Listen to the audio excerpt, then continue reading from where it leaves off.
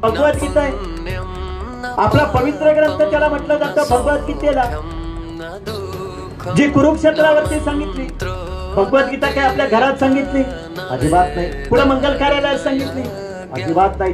जिथं जीवन मरणाचा प्रश्न निर्माण झाला, जिथं जीवन मरणाचा प्रश्न निर्माण झाला, तिथं अर्जुनाचं निमित्त करून श्रीकृष्णाने आपल्या सारख्यांसाठी भगवद्गीता सांगितली. भगवद्गीता आपल्या सारख्यांसाठी भगवद्गीता सांगितली. ती भगवद्गीता आपल्या पोरांना वाचायला द्या. कुठेतरी रामायण महाभारत आपल्या पोरांना सांगा. जे राजमाता जिजाऊनी शिवाजी राजांना सांगितलंय, जे शंभू राजांना सांगितलंय. कुठेतरी मोबाईल कमी करा, कुठेतरी व्हॉट्सअप फेसबुक कमी करा, युट्यूब कमी करा. कुठेतरी पुस्तक घ्या, ते पुस्तक वाचून दाखवा. एखादी कथा वाचून दाखवा.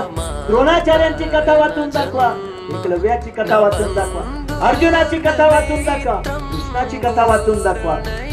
हे वाचून दाखवा, आई वडिलांनी वाचून दाखवा. आपण ज्यासाठी धावतोय, रात्रंदिवस धावतोय, त्या पोरांसाठी एक तास द्या. तुमची पोरं घडल्याशिवाय राहणार नाही. ज्यासाठी अवरात्र काम करतोय, त्या पोरांसाठी एक तास द्या. जे राजमाता जिजाऊंना एवढा काम होतं, पण आपल्या पोरासाठी वेळ दिला शिवाजी राजे घडले.